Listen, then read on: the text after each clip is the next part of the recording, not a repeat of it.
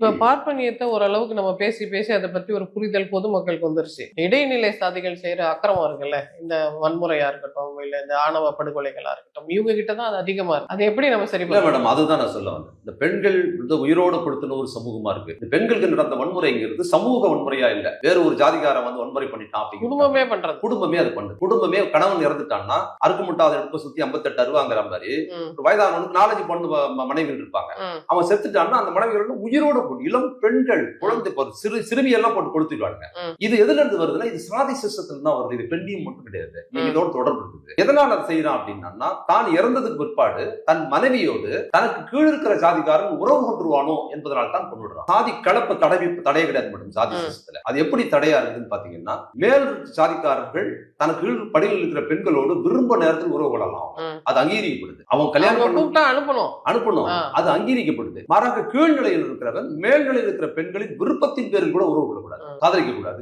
அப்ப பண்ணா மரண தண்டனை அப்படிங்கிறது ஜாதி சிஸ்டம். அது இன்னைக்கு வரைக்கும் இம்ப்ளிமெண்ட் ஆகும். இதுதான் ஜாதி மனநிலை. அப்ப வெள்ளக்காரன் வந்ததுக்கு பிற்பாடு அவன் என்ன பண்றான்னா தடை செய்யறான். நம்மளை விட மோசமா இருக்கான் அப்படின்னு பார்த்துட்டு நம்மளாவது இவன் பொருளை தான் கொள்ளடிக்க வந்து இவன் வீட்டு பெண்களையே கொடுத்துறான்னு பார்த்தா அவன் தான் தடை பண்றான். போர்த்துகீசர் தான் தடை பண்றான். அவன் தடை பண்ணதுக்கு பிற்பாடு வேறு ஒரு வடிவத்துக்கு மாறும். என்ன பண்றான்னா இனி பெண்களை கொல்ல முடியாது, நம்ம ஜெயில் வந்துடும் தெரிஞ்சவன என்ன பண்றான்னா பெண்களை அலங்கோலப்படுத்துறான், மொட்டை அடிக்கிறான். அதுக்கு முன்னாடி மொட்டெல்லாம் கிடையாது, கொலைதான். கொல்லதான்.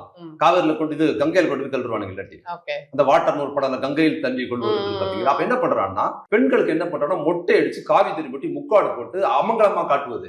அடுத்த ஆண்களுக்கு நம்ம கவர்ச்சி இல்லாம தெரியக்கூடாது. வேற ஒருத்தர் கல்யாணம் பண்ணான்னா என்ன நடக்கும்? ஒரு தலித் பெண்ணை ஒரு ஜாதி இந்து பையன் கல்யாணம் பண்ணிட்டான்னா பிரச்சனையே கிடையாது.